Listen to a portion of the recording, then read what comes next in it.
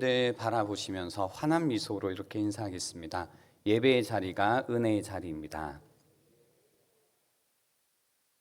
예배의 자리가 은혜의 자리입니다. 새해가 되면 늘 새로움에 대한 기대가 있습니다. 그러나 해가 바뀐다고 해서 내가 바뀔 리가 없습니다. 실패를 딛고 다시 일어서기 위해서 방황을 멈추고 새로운 삶의 길로 나아가기 위해서 무엇보다 우리에게 필요한 게 있습니다. 바로 하나님의 부르심입니다. 하나님은 넘어졌던 사람을 다시 부르시고 길을 잃었던 사람에게 새롭게 말씀을 주시는 분이십니다. 요나서 3장의 시작을 보면 요나서 1장 1절과 2절의 장면과 거의 비슷한 장면이 다시 펼쳐집니다. 우리는 이 요나서 3장과 1장 사이에 어떤 일이 있었는지를 압니다. 하나님의 말씀을 듣고도 정반대로 도망쳤고 풍랑을 만났고 바다에 던져졌고 결국 물고기 뱃속에서 죽음의 자리까지 내려갔다가 요나는 기적적으로 살아났습니다. 우리는 요나의 이야기를 읽다 보면 우리는 그 안에서 우리 자신의 모습을 보게 됩니다.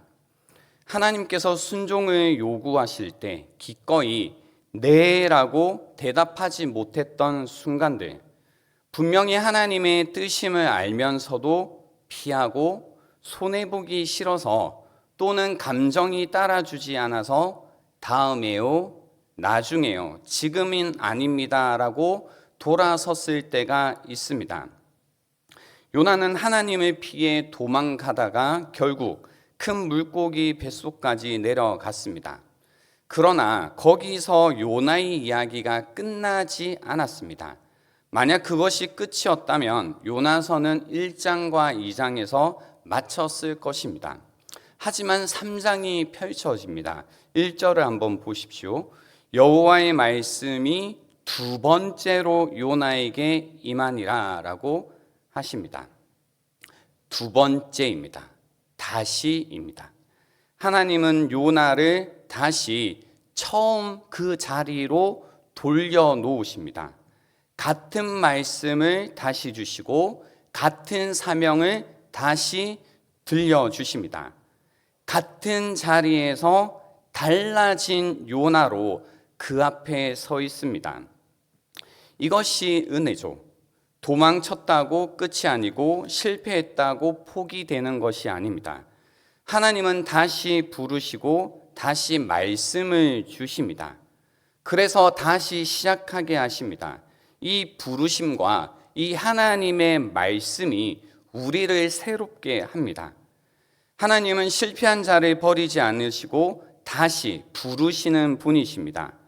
혹시 예전의 사명의 자리에서 슬그머니 도망치거나 하나님이 주셨던 기회가 있는데 나의 감정과 과거의 상처와 또 두려움 때문에 돌아섰던 경험이 있는 분이 계시다면 오늘 이 말씀이 두 번째 다시라는 은혜로 우리를 불러주시는 하나님의 부르심으로 붙드시기를 바랍니다. 때로는 우리의 믿음의 삶이 이런 나의 실패와 하나님의 은혜라는 패턴의 반복으로 느껴질 때가 있습니다. 계속 나는 실패하는 것 같고 그런 나에게 하나님은 다시 은혜를 주시는 것 같고 하지만 이것이 늘 똑같다라고 생각될 때가 있습니다. 그러나 이전과 나의 삶을 다르게 만드는 요소는 무엇이냐면요, 하나님 말씀에 대한 순종입니다. 요나에게 주어진 명령은 이전과 완전히 동일했습니다. 2절을 한번 보십시오. 일어나 저 큰 성읍 니느웨로 가서 내가 내게 명한 바를 그들에게 선포하라 하신지라 라고 합니다. 3장에 나오는 말씀이지만 1장에 나오는 말씀과 동일합니다. 그리고 이어지는 3절은 이렇게 말하고 있습니다. 요나가 여호와의 말씀대로 일어나서 니느웨로 가니라 라고 합니다. 이 말씀은 1장 3절과 뚜렷하게 대비됩니다. 말씀을 받았을 때 요나가 여호와의 얼굴을 피하려고 일어나 다시스로 도망갔었다면, 지금은 요나가 여호와의 말씀대로 일어나서 니느웨로 갑니다. 말씀대로 니느웨로 가는 겁니다. 순종하는 거죠. 사장을 보면 여전히 화를 내고 이해하지 못하고 불평합니다. 그럼에도 불구하고 이 요나는 하나님의 말씀대로 일어났고 순종해서 갔습니다. 이 요나의 순종이, 말씀에 대한 순종이 새로운 이야기를 펼치기 시작하는 겁니다. 그래서 3절 후반부를 보시면 이렇게 말합니다. 니느웨는 사흘 동안 걸을 만큼 하나님 앞에 큰 성읍이더라 라고 합니다. 여기에서 이제 같이 살펴볼 그 표현이 있습니다. 바로 하나님 앞에 큰 성읍이라는 이 표현입니다. 원문을 잘 살펴보면 중요한 메시지가 드러납니다. 하나님 앞에 큰 성읍이라는 이 표현은 두 가지 방향으로 해석될 수가 있습니다. 첫 번째는 최상급 표현으로 이해할 수 있습니다. 하나님급으로 큰 도시다라고 이해하는 겁니다. 성경에서는 어떤 것이 하나님과 연결되어 표현된다면 그것이 아주 크고 높고 위대한 것이라는 최상급 표현이 됩니다. 하나님께 큰 성읍, 즉 엄청나게 큰 도시라는 의미가 됩니다. 두 번째는요, 하나님의 주권을 강조하는 식으로 해석할 수 있습니다. 즉 하나님께 속한 도시라는 겁니다. 단순히 매우 크다라는 것이 아니라 하나님께 속한, 하나님이 관여하신다라는 의미입니다. 하나님께서 특별히 중요하게 여기시는 도시, 하나님께 속한 도시다라는 겁니다. 이 해석은 니느웨에 대한 하나님의 마음이 드러나는 방식입니다. 니느웨라는 도시가 악하고 잔혹한 도시이지만 하나님께서는 여전히 그들의 창조주가 되시고 그들에게 깊은 관심이 있으시다는 겁니다. 죄가 많다고 해서 버려진 곳이 아니라 하나님의 마음이 여전히 그곳을 향하고 계시다라는 뜻입니다. 그들의 악을 보시면서도 그들을 향한 긍휼을 동시에 품고 계시다는 겁니다. 오늘도 하나님은 니느웨를 보시듯 우리의 도시와 우리의 교회와 우리의 가정을 보십니다. 하나님 앞에 큰 우리나라, 하나님 앞에 큰 우리 도시와 우리의 가정을 보십니다. 죄가 많다고 해서 버려진 곳이 되는 것이 아니라 하나님의 마음이 여전히 향하고 있는 곳이라는 겁니다. 그래서 하나님은 요나를 보내십니다. 요나는 그 큰 성읍에 들어가 4절에 이렇게 외칩니다. 요나가 그 성읍에 들어가서 하루 동안 다니며 외쳐 이르되 40일이 지나면 니느웨가 무너지리라 하였더니라고 합니다. 40일 후면 니느웨는 무너진다라는 겁니다. 이 심판의 메시지 어떻게 들리시나요? 바로 심판의 카운트다운이죠. 40일이라는 카운트다운이 시작된 것입니다. 물론 이 메시지 자체는요, 단 5단어에 불과하는 아주 짧은 메시지입니다. 여기서 우리가 주목할 것은 이거죠. 만약에 하나님께서 니느웨의 악을 보시고 당장에 멸망하기를 원하셨다면 즉시 심판하실 수 있었다는 겁니다. 그러나 하나님은 40일이라는 시간을 주고 계십니다. 생각할 시간, 돌이킬 시간, 마음을 찢고 하나님 앞에 무릎을 꿇을 수 있는 시간으로서 40일을 주신다라는 겁니다. 우리도 그럴 때가 있습니다. 이미 끝났어야 할 것 같은 삶이 있습니다. 우리의 모습을 보고, 우리의 실패를 보고, 우리의 죄를 볼 때 이미 끝났어야 되고 이미 무너졌어야 할 것들이 있습니다. 이미 심판받아야 마땅한 죄의 습관들이 있습니다. 그런데도 이상하게 아직 시간이 있습니다. 그 시간은 바로 하나님이 우리에게 주시는 40일입니다. 전적으로 하나님의 인내의 시간이요, 다시 돌아오라고 주시는 회개의 시간이다라는 겁니다. 게다가 이 40일이 지나면 무너지리라라고 표현하고 있습니다. 재미있는 표현입니다. 무너지리라. 이 무너지리라라는 동사는 두 가지 뜻을 품고 있는데요. 하나는 그냥 직관적이죠. 무너진다, 뒤집어진다라는 겁니다. 또 한 가지는 돌이키다, 변화시키다라는 뜻을 동시에 품고 있습니다. 그렇기 때문에 40일이 지나면 무너진다고 하면 심판으로 인해 뒤집힌다라는 의미가 되기도 하고, 회개로 말미암아 삶이 뒤집히는 변화라는 의미로도 해석이 됩니다. 즉 40일이 지나면 그 도시는 심판으로 뒤집히든지 회개로 뒤집히든지 둘 중에 하나라는 뜻입니다. 우리의 삶도 이 두 가지 길 중에 하나입니다. 죄를 계속해서 붙든 채로 결국 심판으로 뒤집히는 인생이 될 것인가, 죄를 내려놓고 돌이켜 하나님의 복음으로 뒤집힌 인생을 살 것인지, 둘 중에 하나다라는 겁니다. 그 짧은 메시지에도 불구하고 니느웨라는 도시 전체를 흔들기 시작합니다. 메시지는 짧아도 그것이 하나님의 말씀이면 사람의 마음을 뒤집어 놓을 수 있다라는 겁니다. 그래서 5절에 한번 보십시오. 니느웨 사람들이 하나님을 믿고 금식을 선포하고 높고 낮은 자를 막론하고 굵은 베옷을 입은지라라고 합니다. 이 장면은 선지자의 선포에 대한 니느웨 사람들의 반응을 보여주고 있습니다.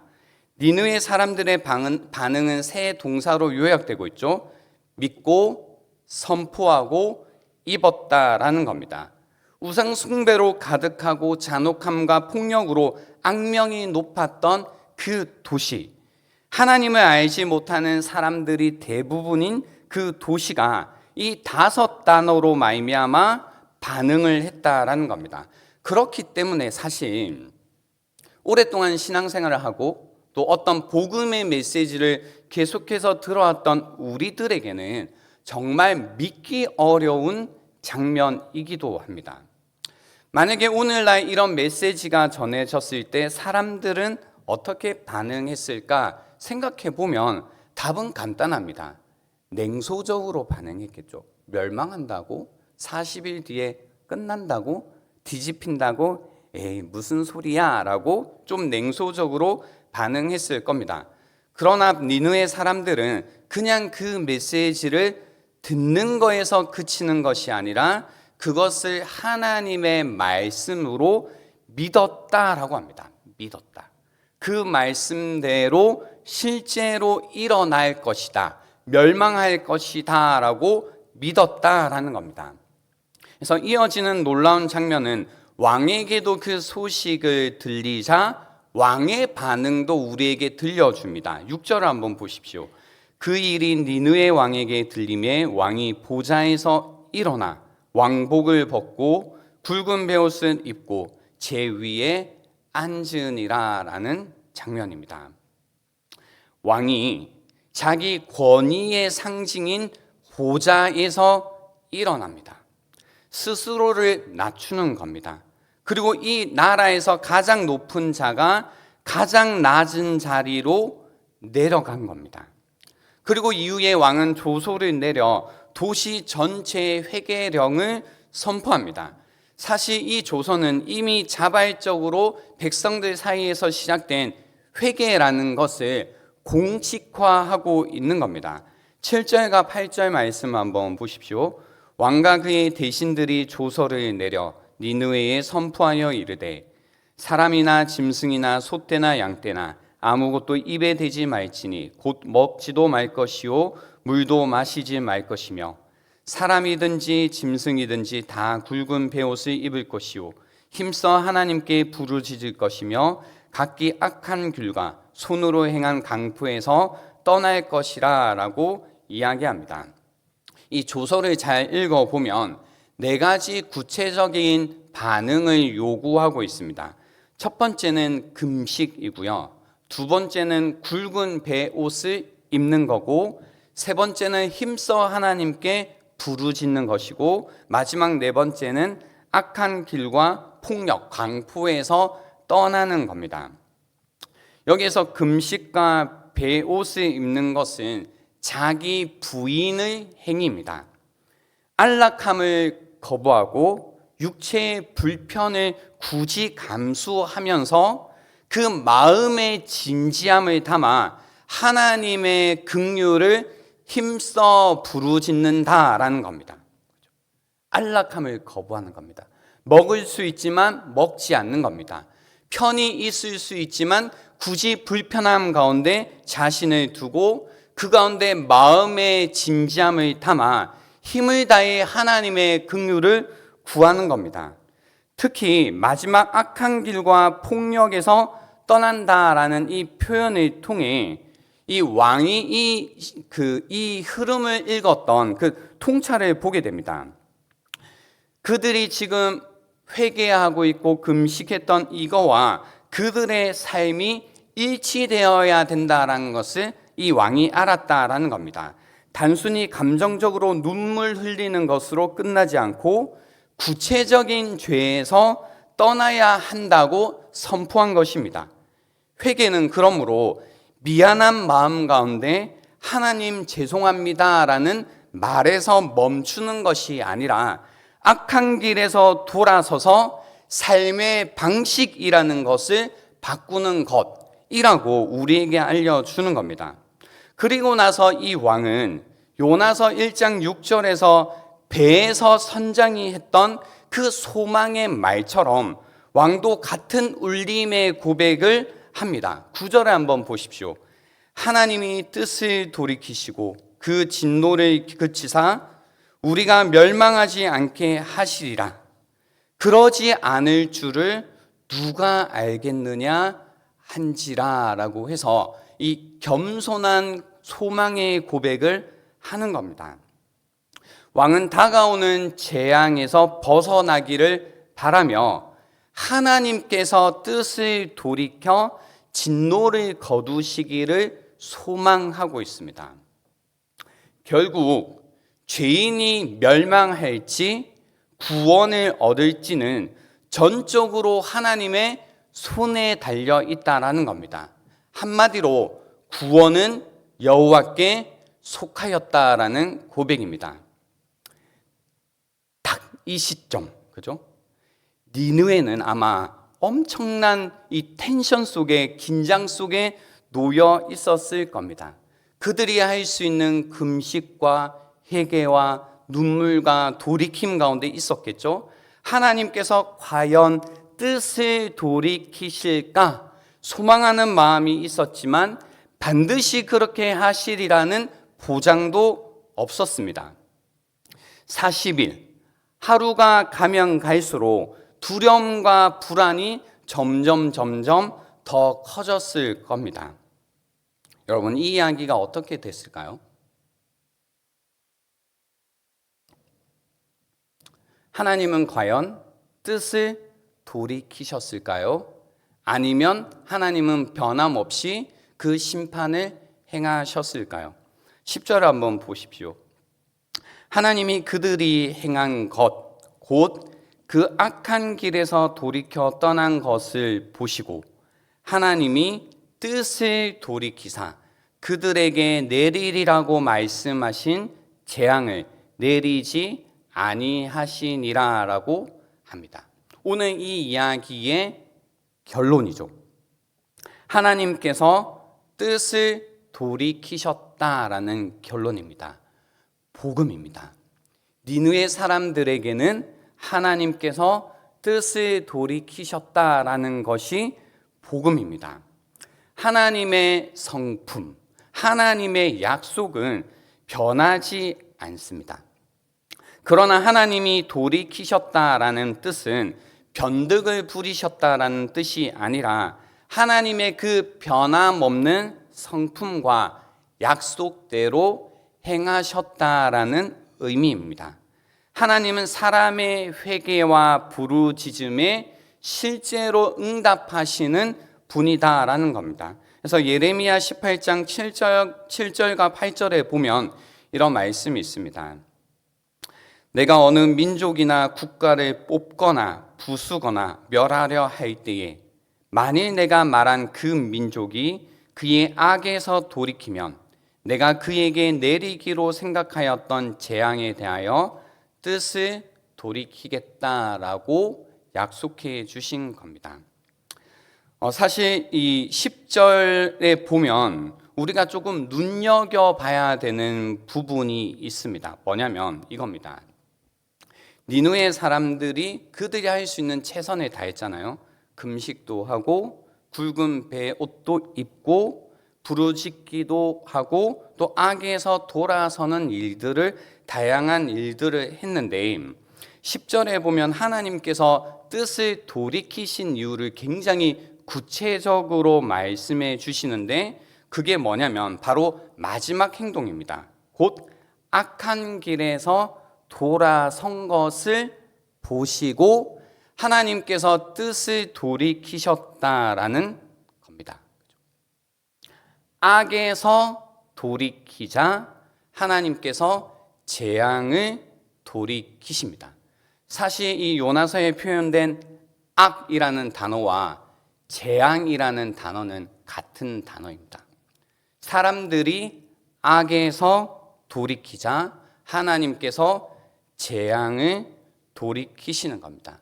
그냥 우는 것을 보시고 무언가를 먹지 않는 것을 보시고 뭔가 진지한 마음으로 부르짖는 것을 보시고 뜻을 돌이키신 게 아니라 그 모든 태도와 마음의 결정체로 악에서 돌이킨 것을 보시고 하나님께서 뜻을 돌이키셨다라고 성경이 우리에게 전하고 있습니다. 하나님의 그 마음은 지금도 동일하십니다. 돌이키면 돌이키겠다라는 겁니다. 제가 세상을 지배하는 현실 속에서 우리 모두는 본래 심판 아래에 서 있는 존재였습니다. 40일이라는 그 심판의 카운트다운 가운데 머물고 있던 죄인이었습니다. 그러나 하나님께서는 그런 우리를 향해 예수 그리스도 안에서 하나님의 뜻을 더욱더 분명히 보여주십니다. 그래서 지금도 우리에게 말씀하십니다. 무너져가는 우리의 가정이 하나님께로 돌이키면 심판 대신 자비를 베푸시겠다라고 약속하십니다. 우리의 이 악한 도시가 하나님께로 돌이키면 저주 대신 축복을 주시겠다라고 말씀하십니다. 한 사람의 심령이 하나님께로 돌이키면 하나님께서 뜻을 돌이키사 구원을 우리에게 주시겠다라고 말씀하셨습니다. 니느웨, 하나님 앞에 큰 성읍이었습니다. 하나님의 관심과 하나님의 마음과 하나님의 긍휼이 그들의 악함에도 불구하고 흘러가고 있던 장소였습니다. 우리의 도시, 우리의 가정, 우리의 나라도 하나님 앞에 큰 성읍입니다. 우리가 보기에 폭력과 분열과 거짓과 탐욕이 가득한 이 시대와 이 도시이지만 그래서 가정이 해체되고 하나님에 대한 경외가 사라져가는 이 나라이지만 이 시대 가운데서도 이 나라는 이 도시는 우리의 가정은 하나님 앞에 큰 성읍이라는 겁니다. 하나님은 여전히 우리를 긍휼히 여기시며 요나와 같은 사람을 보내 우리에게 메시지를 전하고 계십니다. 그 메시지에 반응하는 우리 자신이 되기를 바랍니다. 그 메시지에 반응하여 돌이키는 우리의 가정이 되기를 바랍니다. 하나님께서 주시는 경고에 응답하여 돌이키는 이 나라가 될 수 있도록 우리가 함께 기도할 수 있으면 좋겠습니다. 우리가 돌이킬 때 하나님께서도 뜻을 돌이키십니다. 오늘 이 밤에 그 마음으로, 그 마음을 붙들고 함께 기도하는 시간이 되면 좋겠습니다. 우리 함께 찬양하고 기도하도록 하겠습니다.